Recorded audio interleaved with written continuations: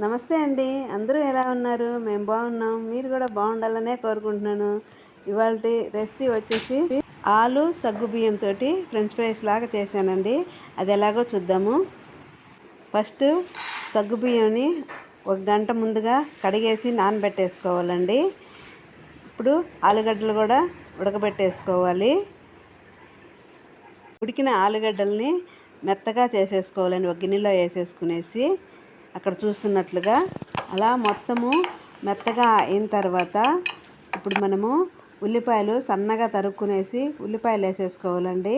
కొత్తిమీర, కరివేపాకు, రవ్వ, కొంచెం రవ్వ, ఒక స్పూను రవ్వ వేసుకోవాలండి. పసుపు, కారము, సాల్ట్ వేసేసుకునేసి బాగా కలుపుకోవాలి. అంతా బాగా కలుపుకున్న తర్వాత మనము నానబెట్టేసుకున్నాం కదండి సగ్గుబియ్యము.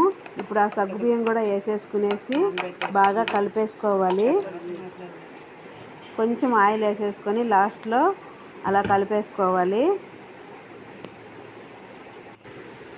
ఇప్పుడు ఆ పిండిని మనము ఫ్రెంచ్ ఫ్రైస్ లాగా చేతిలో వేసుకునేసి అరచేతిలో కొంచెం నూనె రాసుకునేసి కొంచెం పొడవుగా అలా చేసేసుకోవాలండి. అక్కడ చూపిస్తున్నట్లుగా చూడండి. అలా చేసేసుకొని అన్నీ ఒక ప్లేట్లో పెట్టేసుకోవాలి.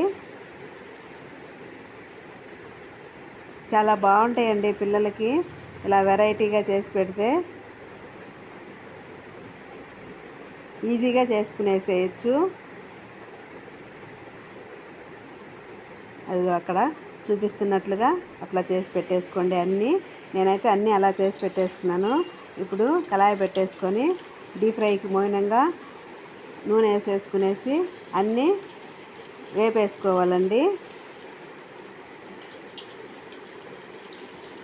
చూడండి, అట్లా అన్నీ ఒక్కొక్కటిగా విడివిడిగా వేసుకునేసి వేపుకోవాలి. మంచి కలర్ వచ్చేంత వరకు వేపుకోవాలి. అలాగా అన్నీ వేపేసుకొని ఒక ప్లేట్లో వేసుకొని సాస్తో తింటే చాలా చాలా బాగుంటాయండి. చూడండి ఎంత బాగున్నాయో, చూస్తుంటే తినాలనిపిస్తుంది కదండి.